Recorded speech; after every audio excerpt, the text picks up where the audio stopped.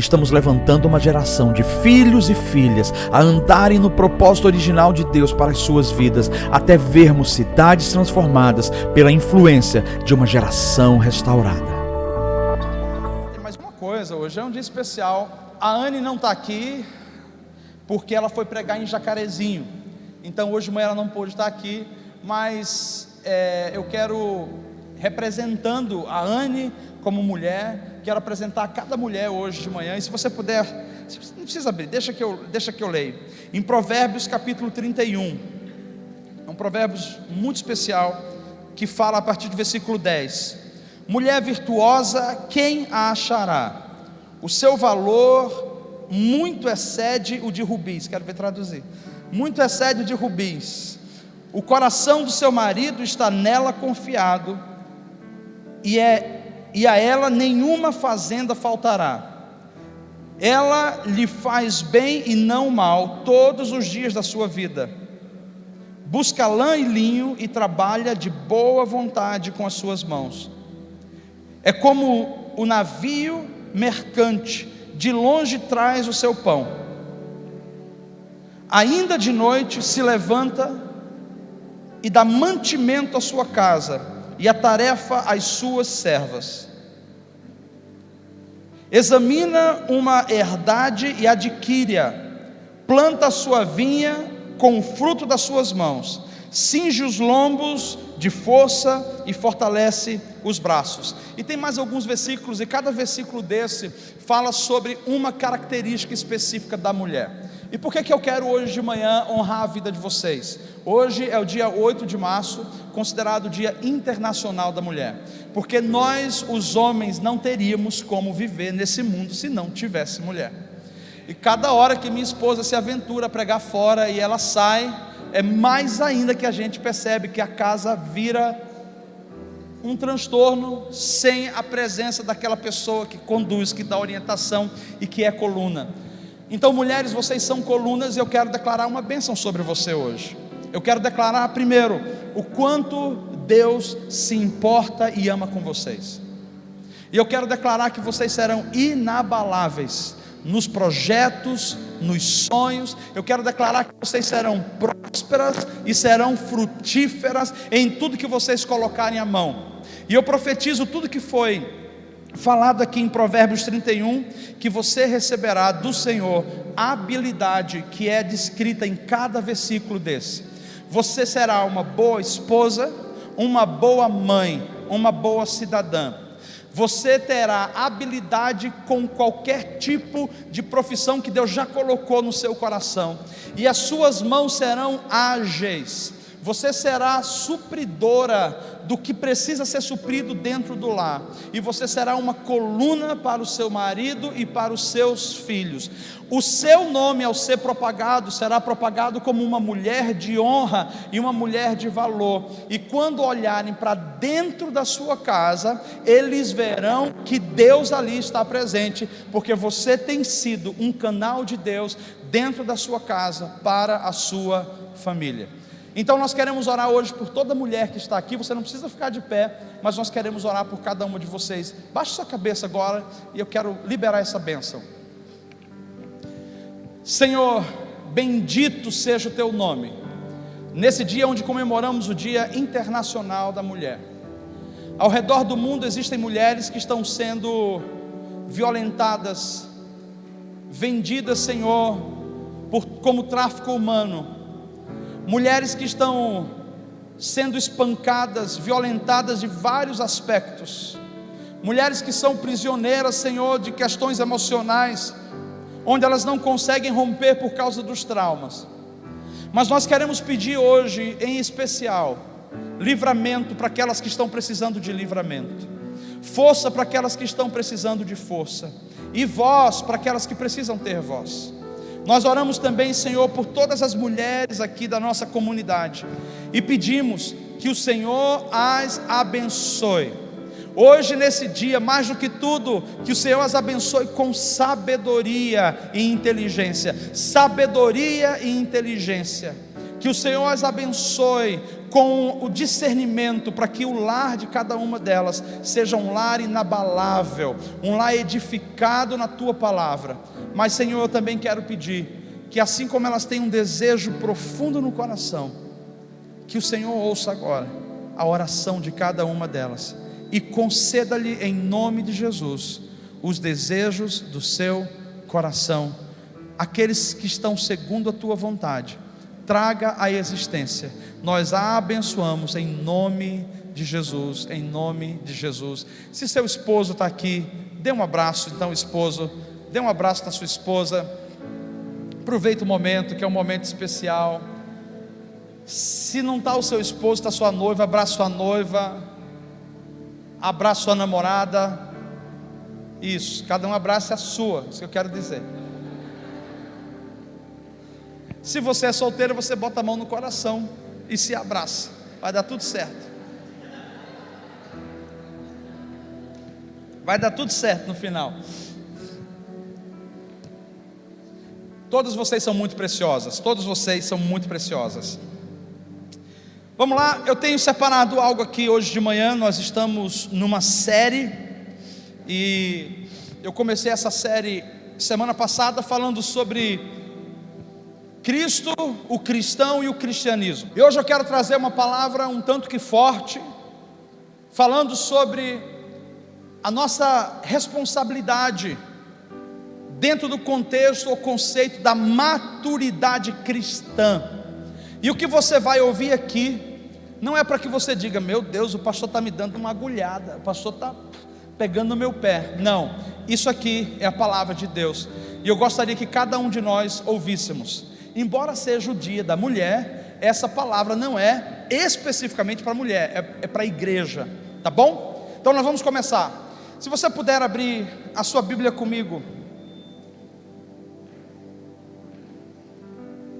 nós vamos começar lendo 1 Coríntios capítulo 13, versículo 11. Fique atento, porque é uma reflexão, e hoje de manhã eu não tenho tempo para desenvolverei à noite.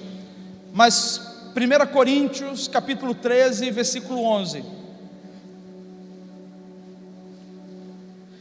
Quem escreveu essa carta aos irmãos de Corinto? Paulo, o apóstolo. O que estava acontecendo na igreja de Corinto, já falamos sobre isso outras vezes. Estava acontecendo algumas desordens. Era uma igreja que aparentemente estava vivendo bem, era uma igreja que aparentemente estava com tudo o que precisava. No entanto, era uma igreja que estava vivendo com meninices, isso é, na fase da infância.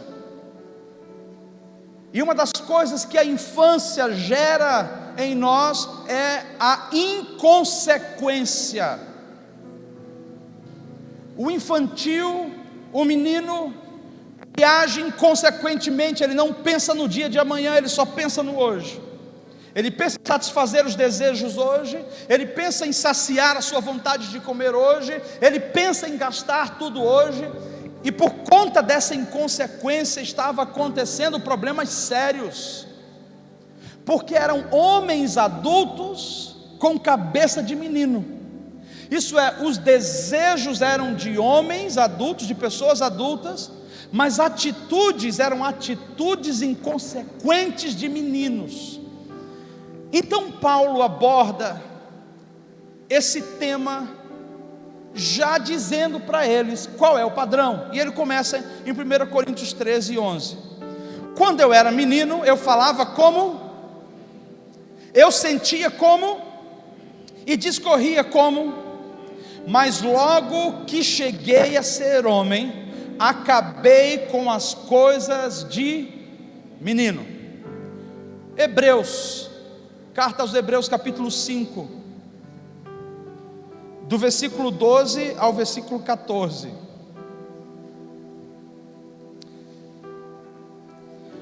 O autor de Hebreus está falando acerca do sumo sacerdócio de Jesus, e as pessoas não estavam entendendo o que significava o sacerdócio de Jesus. Essa revelação ainda não era clara como é hoje.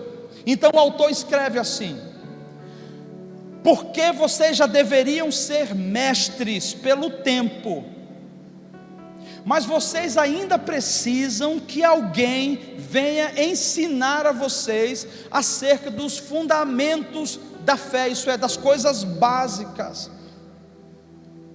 E vocês têm se tornado como pessoas que precisam de leite e não de alimento sólido, porque qualquer que ainda se alimenta de leite não está experimentado na palavra da justiça, porque é menino. Mas o mantimento sólido é para os perfeitos, os quais, em razão do costume ou da prática, têm os seus sentidos exercitados para discernir tanto o bem como o mal.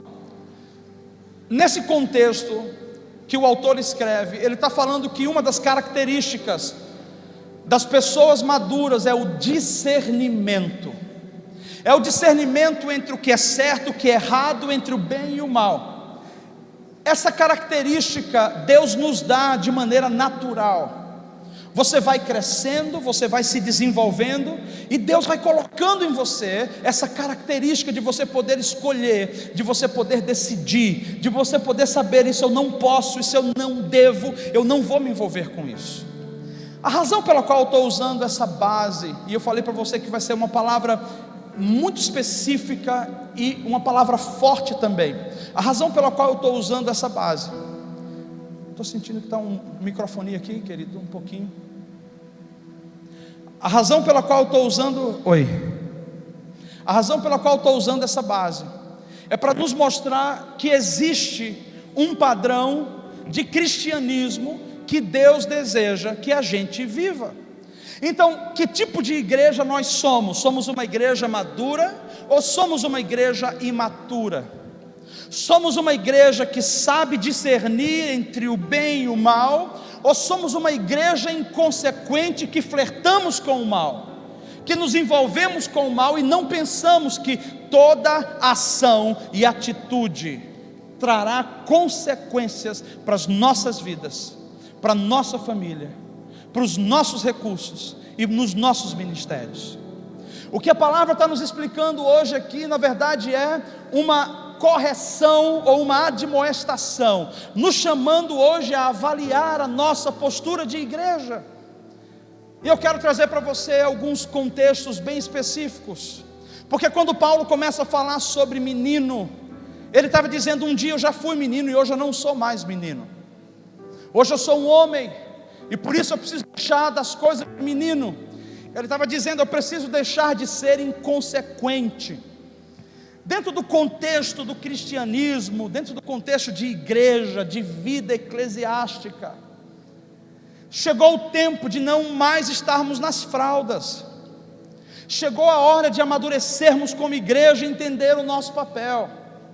A Bíblia nos traz uma analogia. Que analogia é essa? A analogia do casamento.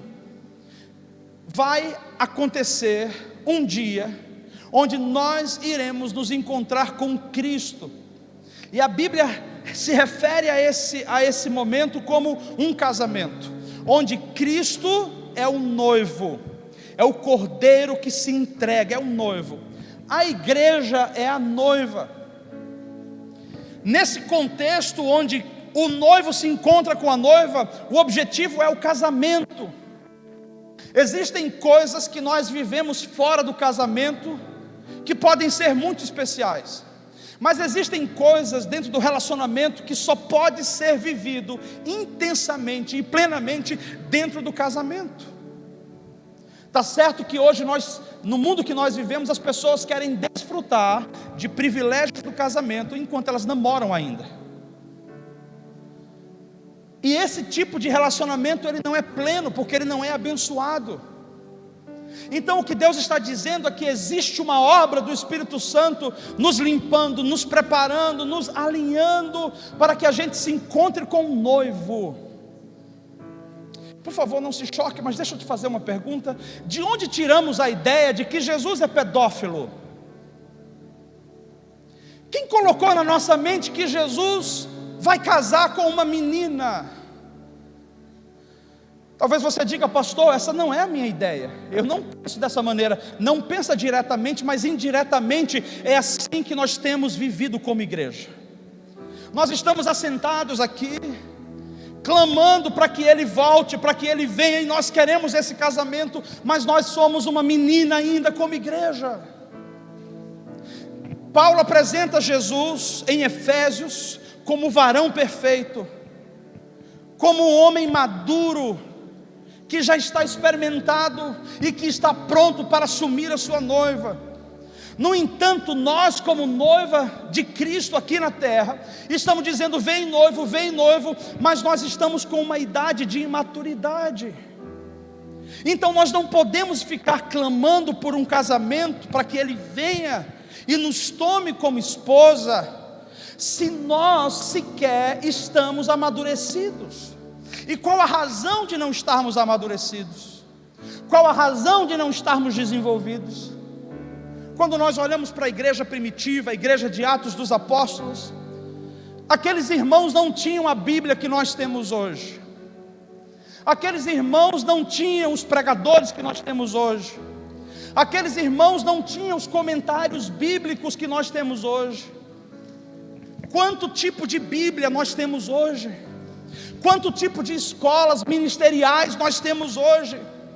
Nós estamos vivendo numa fase melhor do que a igreja primitiva estava vivendo.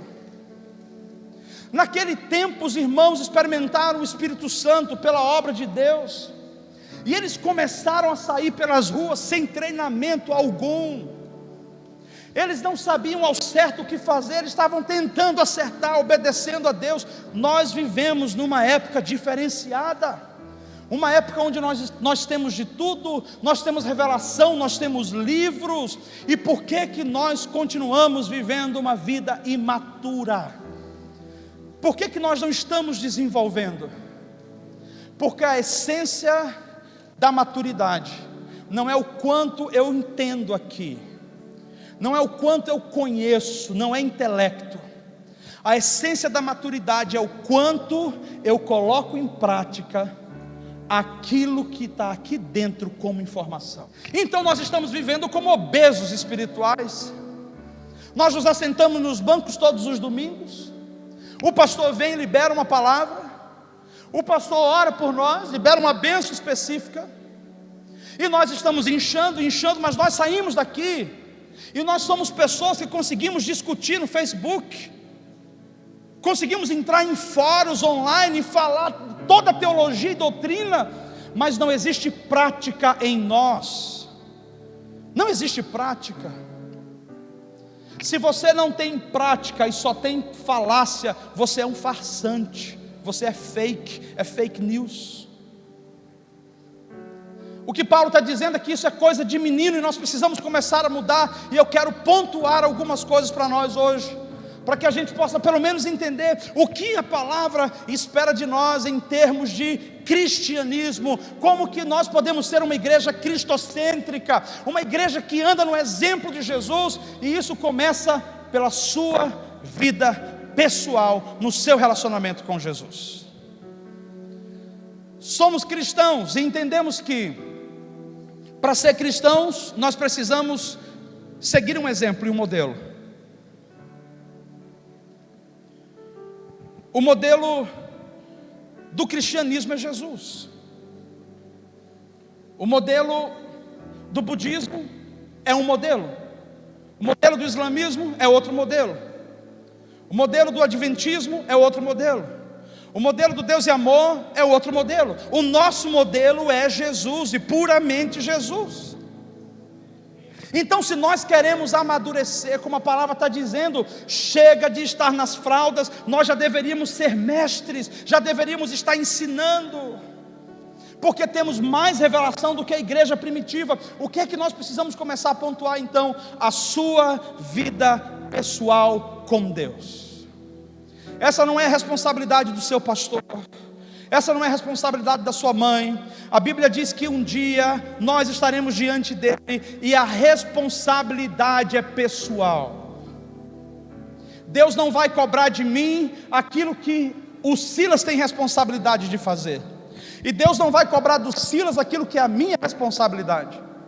Por isso eu preciso olhar para a minha vida, eu preciso passar um checklist na minha vida e avaliar que tipo de cristão eu sou, na minha palavra, na minha conduta, na maneira como eu me relaciono, na maneira como eu converso, na maneira como eu falo, na maneira como eu sirvo, na maneira como eu amo, na maneira como eu chamo as pessoas para estarem comigo, na maneira como eu lidero a minha vida pessoal com Deus. Vai ter sinais quando eu estiver em público. Na nossa geração as pessoas falam muito de amor, mas as que mais falam de amor são as que menos se envolvem com gente. As que mais falam de amor são as que mais julgam. Amor não é palavra, amor é ação. A única maneira da gente amar é agindo. E como que a gente pode amar verdadeiramente? A gente só pode amar quando nós tivemos uma experiência com amor. E quem é esse amor? Deus é esse amor. Muitos de nós vivemos na igreja, ansiamos por um evangelho, por uma igreja maravilhosa, mas nós não estamos fazendo a nossa parte em desenvolver-se na vida devocional com Deus. Falei domingo passado que 70% dos pastores nos dias de hoje sequer leram a Bíblia de ponta a ponta pelo menos uma vez. Se os pastores ainda não leram, 70% dos pastores não leram a Bíblia de ponta a ponta uma vez pelo menos, que dirá os seus membros? Que dirá as suas ovelhas? Meus irmãos, esse não é o momento da gente crucificar, esse não é o momento da gente julgar, esse não é o momento da gente ficar falando do outro, esse é o momento da gente dizer: Senhor, gera em mim um coração semelhante ao coração do teu filho Jesus. Busca pessoal, relacionamento pessoal. O salmista Davi falou sobre isso várias vezes. E por que eu estou usando o exemplo dele? Porque a Bíblia o tem como um homem segundo o coração de Deus. Isso, ele não era um homem perfeito, mas ele era um homem inteiro. Ele não era um homem que fazia tudo certo, mas ele era um homem que era apaixonado por Deus. Ele estava desenvolvendo o seu relacionamento com Deus, era vida de oração e era vida de leitura. Se ele estivesse nos vales, ele estava buscando. Se ele estivesse nos palácios, ele estava buscando. O que o Senhor está dizendo para nós hoje é sobre a importância de desenvolvermos um relacionamento com Jesus. Culto de domingo não amadurece você. Você pode ouvir uma palavra maravilhosa e você vai voltar para casa e vai fazer tudo errado de novo. O que vai desenvolver você é comunhão com o Espírito Santo. João capítulo 14, capítulo 15, Jesus está dizendo: eu não vos deixarei sozinhos, eu não vos deixarei órfãos, eu enviarei para vocês o meu Espírito. João capítulo 14, 26 vai dizer: ele vos ensinará todas as coisas. Tudo que você precisa está em Cristo. Toda a sabedoria, toda a inteligência e todo o discernimento está em Cristo através da revelação do Espírito Santo. Então hoje nós investimos um monte de tempo com livros, e nenhum problema, você pode ler livros, mas nós não conhecemos a palavra. Lemos 10 livros no ano, 14 livros no ano, mas não conseguimos ler 66 livros, que está tudo junto aqui. O Senhor está dizendo para nós: se você não tiver relacionamento pessoal com Jesus e não desenvolver isso com o Espírito Santo, você não vai se desenvolver. Então não importa o quanto você peça para Jesus voltar e gerar esse casamento, Ele está preparando você para que você esteja pronta como noiva para se encontrar com Ele. Relacionamento pessoal. Uma pessoa que tem um relacionamento pessoal com Jesus, a maneira dela olhar a vida é diferente. Uma pessoa que ama a Deus, ela é incapaz de julgar o próximo. Uma pessoa que se relaciona com Deus, ela sabe quanto o perdão de Deus é importante, e por isso ela anda em misericórdia. Não sei se vocês lembram, mas em um dado momento, quando Jesus estava sendo preso e afrontado, chicoteado, os doutores da lei, os guardas olharam para Pedro e falaram assim: você também não estava com ele? Porque você se parece com ele. Pedro estava negando Jesus. mas era inegável de que ele estava próximo de Jesus, porque ele se parecia com Jesus. Quando nós estamos próximos de alguém, nós adquirimos a maneira da pessoa, nós adquirimos o jeito da pessoa, a maneira de falar, a maneira de olhar. Com quem você tem se parecido? A maneira que você usa as suas palavras vai determinar com quem você investe mais tempo. Esse exemplo de Pedro é para nos dizer que se nós estivermos com Jesus, o mundo vai olhar para nós e vai ver que as nossas atitudes são atitudes semelhantes às atitudes de Jesus. Com quem você tem investido o seu tempo? Chega um momento que a gente precisa tirar daqui essa ideia de maturidade como intelecto. Maturidade não é intelecto, maturidade é prática. Então vamos começar a praticar. Vamos começar a praticar a partir de nós, nesse primeiro ponto. O segundo ponto que eu gostaria de trazer para você sobre maturidade, ou sobre como se desenvolver, é: busque oportunidades para servir. Primeiro, desenvolva um relacionamento com Jesus. Segundo, busque oportunidades para servir. Jesus disse: eu não vim para ser... O que é que ele falou? Amém? Não, ele não falou amém. Ele falou: eu não vim para ser servido, eu vim para servir. É que eu falei assim: eu não vim para ser... Amém. Vigia, varão. Foi o Silas que falou. Eu não vim para ser servido, eu vim para servir. O mover do Espírito Santo na igreja primitiva não foi para tornar a igreja ou os discípulos pessoas especiais. O mover do Espírito Santo foi para capacitar aquelas pessoas a amarem radicalmente os perdidos e servirem a eles, não apenas com palavras, mas com tudo o que eles tinham. É aí onde pega um pouquinho. Porque servir não é fácil. A única maneira que a gente consegue servir é quando o nosso coração está rendido a Jesus. Porque servir não é trazer o dízimo na igreja, não é trazer a oferta. Servir é me colocar à disposição integralmente para aquele que me alistou na obra.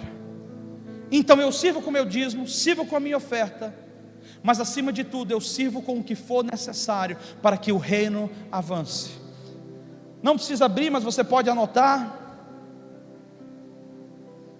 Em Atos capítulo 4, do versículo 27 ao 32, eu vou ler para você, dando ênfase no 29.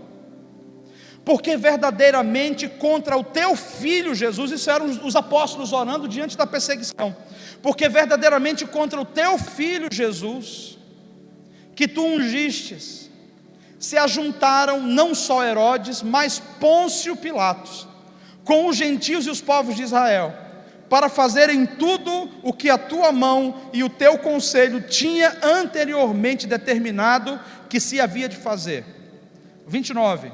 Agora, pois, ó Senhor, olha para as suas ameaças e concede aos teus servos que falem com toda ousadia da tua palavra. Deixa eu dar uma pausa aí para você entender. Os discípulos tinham sido cheios do Espírito Santo para servir a uma sociedade que estava buscando matá-los. Nessa época estava acontecendo saques. Não é no cartão de crédito não, era saque na casa da pessoa mesmo, chegava lá e tirava tudo deles. Estava acontecendo abuso sexual, onde eles entravam e eles molestavam das mulheres na frente dos filhos e dos maridos. Essa é a história inicial da igreja de Cristo. Muitos eram espancados, desmoralizados na frente da família. Muitos homens desses que eram discípulos de Jesus foram torturados, degolados, amarrando pés e mãos e estraçalhando eles no meio. A realidade do que esses irmãos passaram era para que eles dissessem assim: cara, nós não vamos nos envolver com esse povo não, nós não temos relacionamento, nós não vamos estar junto com esse povo não. Mas olha o que eles oram no versículo 29: Enquanto sai um decreto para persegui-los e alcançá-los e destruí-los, eles começam a orar a Deus dizendo assim: agora, pois, ó Senhor, considere as ameaças que estão fazendo aos teus servos e nos dê oportunidade e ousadia para que a gente continue falando da palavra. Sabe o que eles estavam dizendo? Senhor, nos dê mais oportunidade para ser perseguidos, mas nós não vamos parar de servir, nós não vamos parar de revelar quanto o Senhor é bom e que o Senhor é o único caminho, a verdade e a vida. Jesus serviu até o momento da morte. Ele não serviu de maneira parcial, ele serviu de maneira integral. Ele serviu enquanto as pessoas o maltratavam, ele serviu enquanto as pessoas o rejeitavam, ele serviu enquanto as pessoas falavam mal dele pelas costas, ele continuava servindo. O cristianismo que nós vivemos hoje não é um cristianismo bíblico. Nós somos pessoas seletistas, irmão, deixa eu falar isso para você, mesmo que você não volte mais nessa igreja, escute, o cristianismo que nós estamos vivendo não é cristão. Nós inventamos um novo tipo de religião, que se acomoda ao nosso estilo de vida, mas em nenhum momento a vida cristã é para acomodar uma mensagem a nós. Somos nós que temos que nos conformar à mensagem do Evangelho.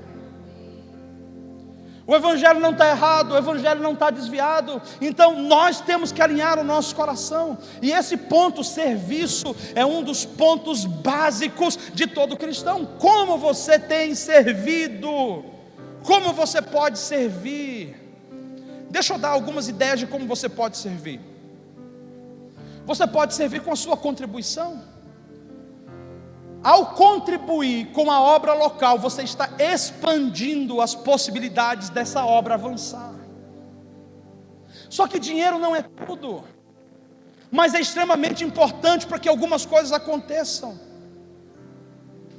As irmãs, as mulheres do Novo Testamento, lá no início, elas eram as mantenedoras dos apóstolos, e elas mantinham como aquelas que tinham muito dinheiro, porque algumas eram viúvas, outras tinham herdado dos maridos, e elas davam para que eles viajassem, e que eles fossem pregar o Evangelho. Outras, elas faziam com o material que elas cultivavam, elas faziam cestos, elas faziam mantas, elas faziam roupas, elas faziam um tipo de sapato, de bota, para poder sustentar durante a trajetória. Outras que sabiam cozinhar, colocavam a mão na massa e fazia comida, e servia os apóstolos enquanto eles estavam orando e buscando a palavra. Sabe o que significa isso? A contribuição de colocar a mão no bolso é extremamente importante. Você não nos vê falando sobre isso com legalismo, mas não quer dizer que o fato da gente não falar sobre isso da maneira que eu estou falando agora, que isso não seja importante. A Bíblia diz que onde estiver o seu tesouro, ali estará o seu coração.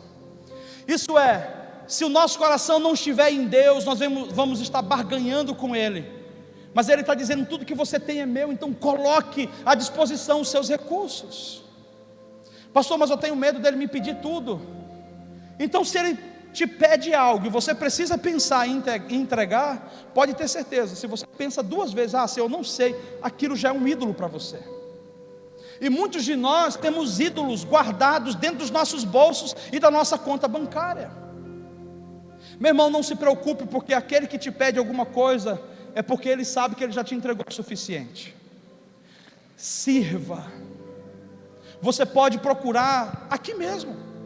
Às vezes tem algum irmão que você, ao se envolver, vai saber que está precisando de uma conta de luz, você paga, uma conta de água você paga porque está para cortar, e você pode contribuir.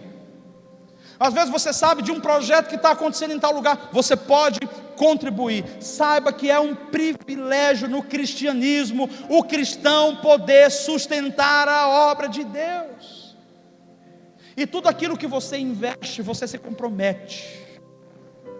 Daí é a grande questão: por que nós não estamos comprometidos com a obra em termos gerais? Porque nós não temos nos envolvido, nós não temos investido. Quando você olha para sua esposa e você compra uma bela joia para ela, ou você a leva para o jantar, o que você acha que você está fazendo? Você está dizendo para ela: eu tenho um compromisso com você, eu cuido de você, e aquilo que você se envolve, investe e você se compromete, você tem uma aliança. Ali tem valores, ali tem princípios. Deus está dizendo: a igreja é uma oportunidade de você servir através dos seus recursos, mas tem uma outra maneira de você servir ao reino, a igreja de Cristo. Uma outra maneira. Que maneira é essa? Quando você se entrega e se disponibiliza para ser útil no corpo. Nossa agenda é frenética hoje. Todo mundo está muito ocupado, todo mundo tem muita coisa para fazer. A nossa agenda é frenética. Mas o que nós temos que nos perguntar constantemente é: qual é a nossa prioridade? Pastor, minha prioridade é minha família. Excelente. Mas quanto de tempo você tem dado à sua família? Porque às vezes a gente fala que a nossa prioridade é a família, mas nós não estamos com a família. E às vezes a gente está dentro de casa com a família, e nós não estamos dentro de casa com a família de corpo e alma, só de conceito. Então vamos parar de ser mentiroso, vamos parar de ser falso com a gente mesmo, vamos parar de ficar inventando conversa fiada. Está na hora da gente amadurecer, está na hora da gente crescer. A tua vida vai passar, meu irmão, a minha vida vai passar. Um dia vamos chegar lá no final e vamos olhar para trás, e nós precisamos olhar para trás e dizer assim: valeu a pena, porque eu investi a minha vida para que o reino de Deus avançasse, para que o nome de Jesus fosse glorificado. Seja um excelente profissional, trabalhe o máximo que você puder trabalhar, mas entenda, o reino de Deus precisa de trabalhadores. Jesus falou isso nos evangelhos, quando ele disse assim: a seara está pronta, tem muita gente aí precisando de pregadores, de missionários, mas aí ele diz: porém os trabalhadores são poucos. Eu não sei quantos trabalhadores nós temos aqui, mas se nós queremos ser uma igreja cristã, nós temos que adequar a nossa agenda à agenda dele. A nossa agenda é secundária. Deixa eu explicar isso. Eu não estou falando que você tem que ficar 24 horas na igreja ou participar de todas as programações. Eu só estou dizendo que o seu coração tem que estar aberto a fazer a vontade dele e não a sua. Porque ele não nos pede nada que a gente não possa fazer, e ele não está interessado em que a sua família morra. Então ele não vai te dar um monte de atividade para sua família, para você se divorciar. Esse não é o ponto. O ponto é que nós estamos colocando resistências e não deixamos o Espírito Santo sequer compartilhar conosco uma necessidade do coração de Deus, porque nós somos seletistas. O que é que a gente faz? O Espírito Santo está pedindo isso. Mas isso aqui não se encaixa comigo, isso aqui não se encaixa no meu horário, isso aqui não se encaixa na minha agenda. A agenda de Jesus era a agenda do Pai. A agenda de Jesus era a agenda do Pai. Sabe o que ele falou? Eu não faço nada que não vejo meu Pai fazer, e não falo nada que não tenha ouvido meu Pai falar. Meus irmãos, hoje a Bíblia, o Evangelho, o Espírito Santo está nos trazendo a responsabilidade de não sairmos desse lugar e permanecermos do mesmo jeito, domingo após domingo, precisando de uma oração forte, daquela que o pastor sapateia, daquela que o pastor vem com óleo na cabeça, todo amarelo de óleo, e aí ele toca em você com aquela mão grande, ele balança a sua cabeça assim: agora vai, não vai, porque os princípios são básicos. Ame a Deus acima de todas as coisas, ame ao seu próximo, isso é, sirva ao seu próximo. Então você pode servir com os seus recursos, de N maneiras. Você pode servir com o seu trabalho dentro da igreja. Sabe o que é legal? Que alguns de nós não temos essa disponibilidade em casa, de servir em casa, de ajudar com uma louça, de ajudar com, vou ajudar a estender a roupa.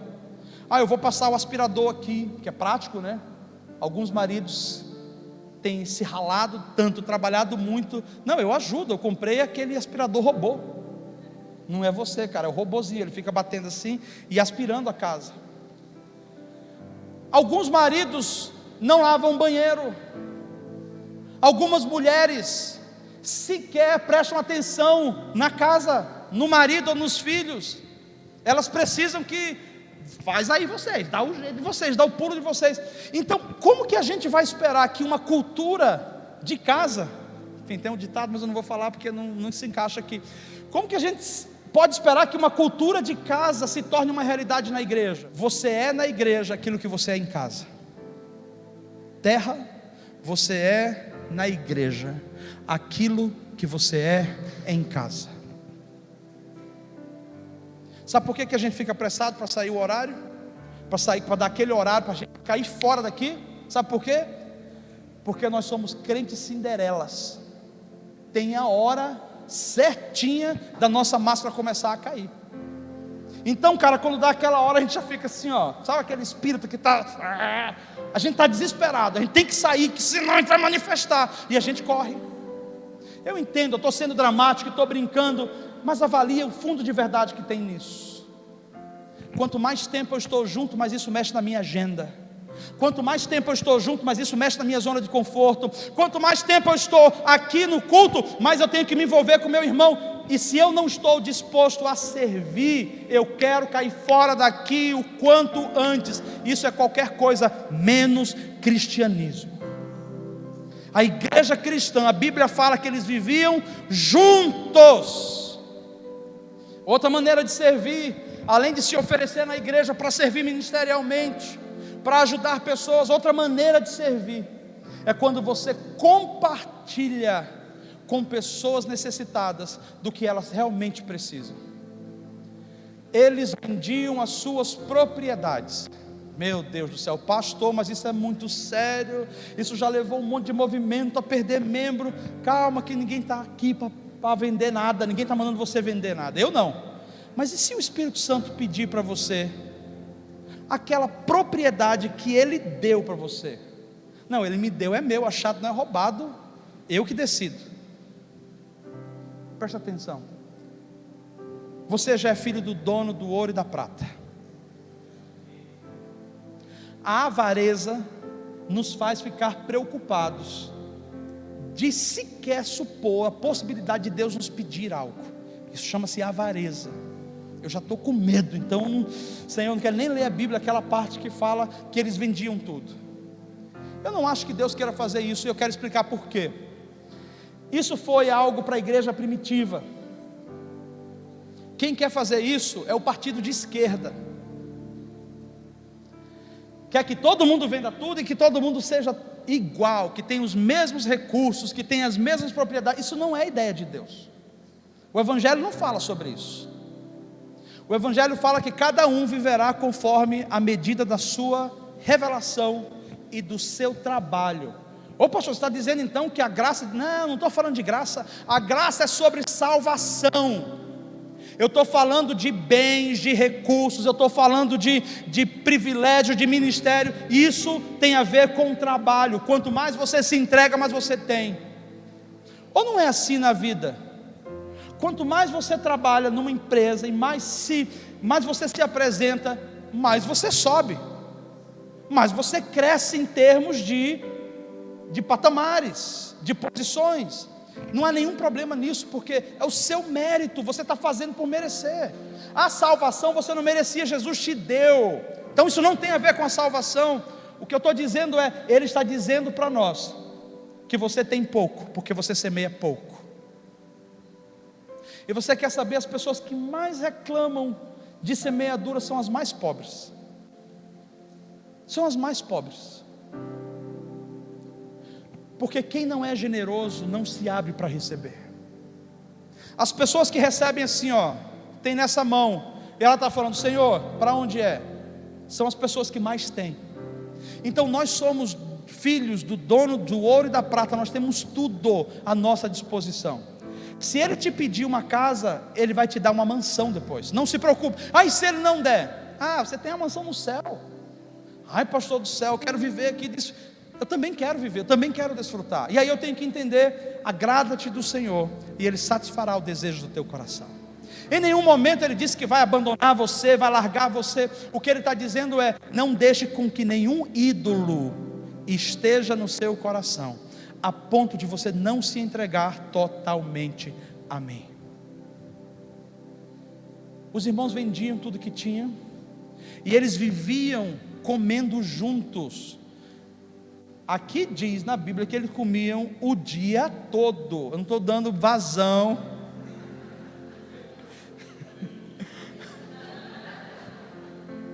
Deixa eu me recompor, porque quando eu falo sobre comida, tem uns olhares aqui, eu estou na frente, eu vejo, vocês não veem. Alguns baixam a cabeça porque sabem que comem, e os outros acusam.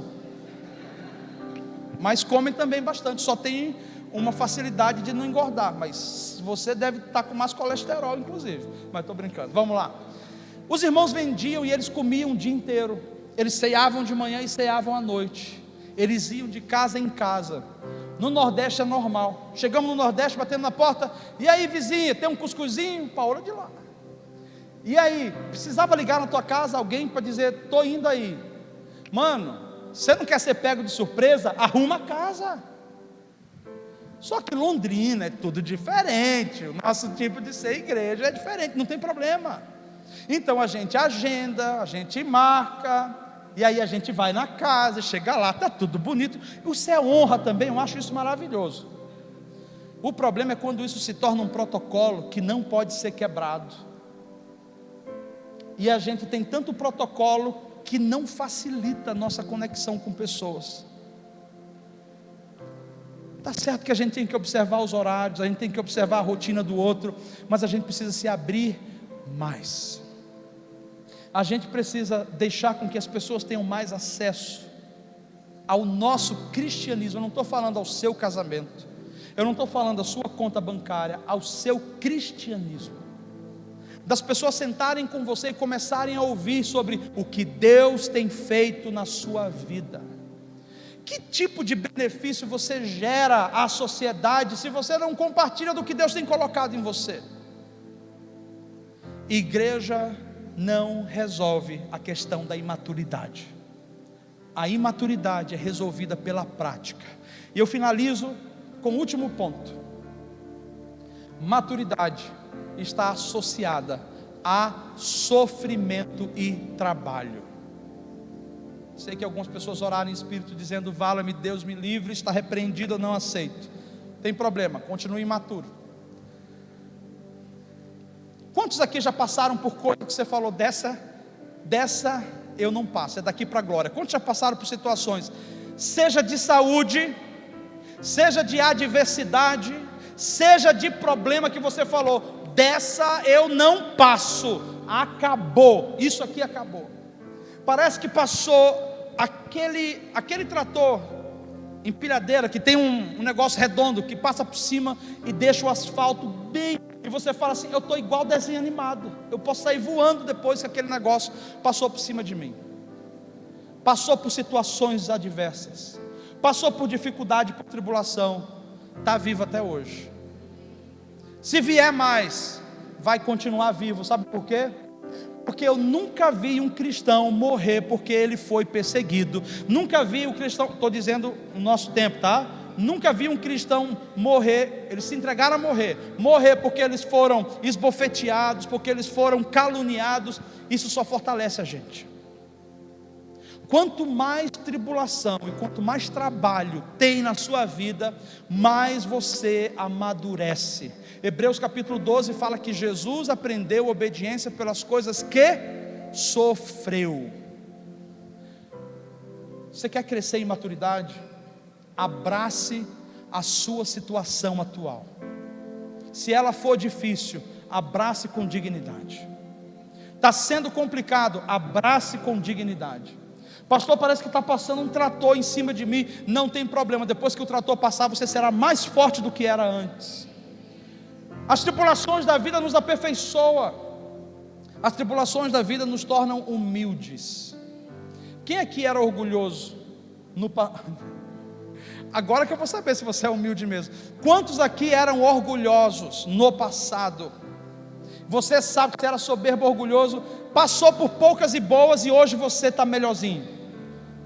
Gente, nada melhor do que umas pancadas da vida, para a gente largar de ser besta, é assim que fala no Nordeste, tá? Para a gente parar de besteira.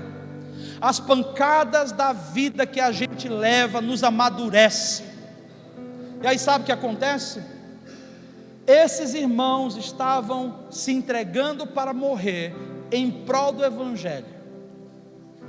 E enquanto, a maioria deles, enquanto eram mortos, torturados e esquartejados, eles morriam dando glória a Deus, cantando hinos ao Senhor.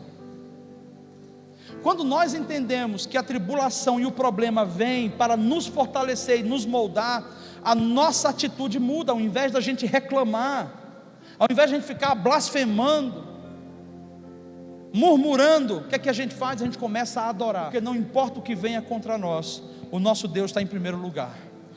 Aí esses irmãos não sentiam dor? Não, eles sentiam muita dor, porque eles eram seres humanos como nós, só que eles colocaram um Deus acima da dor. Deixa eu perguntar aqui, estou finalizando. Você que é mãe, já que estamos no dia das mulheres, você que é mãe, quantas aqui já foi para a cozinha fazer qualquer tipo de comida para um filho ou para o marido, e você se queimou? Deu aquela, rapaz, se queimar no lugar certo, arde e arde muito. Quantas de vocês deu aquela queimadurazinha, não estou falando de terceiro grau, mas deu aquela queimadura? Quantas de vocês caíram no chão, começaram a desmaiar e dizer: eu não vou mais cozinhar, vocês vão ficar com fome, eu não vou mais. Sabe o que acontece? A mãe, quando ela tem filho, ela amadurece naturalmente. O pai deveria, mas geralmente o pai, quando tem filho, alguns não amadurecem. Mas a mãe, quando nasce, porque foi gerado dentro dela, alguma coisa muda. Já ouviu aquela, as pessoas falam: está com cara de mãe, você está grávida? Porque muda alguma coisa na característica da mulher. Então ela coloca o filho em prioridade, a ponto de que se ela queimar a mão, ai, está doendo, mas vamos lá, porque o menino é importante mais do que a minha dor. Sabe o que os cristãos estavam dizendo? O cristianismo, a mensagem do Evangelho, o avanço do reino é mais importante do que algumas coisas pequenininhas que me acontecem no dia a dia.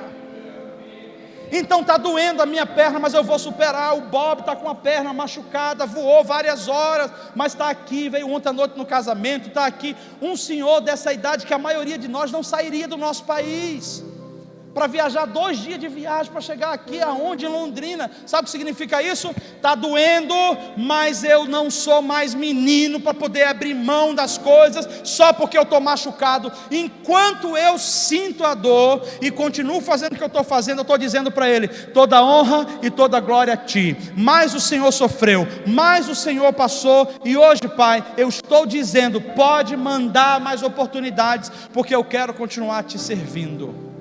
Amém? Nós não temos como terminar essa mensagem hoje, até porque a série é longa. Nós vamos conversando mais ao longo do mês e dos meses, porque o Senhor está dizendo para nós: levanta as paredes, levanta as colunas, coloca as janelas, coloca as portas. E se a gente não observar esses detalhes, nós vamos continuar aqui, só no piso. E chegou a hora da gente crescer. E uma das coisas que o crescimento traz é responsabilidade e maturidade.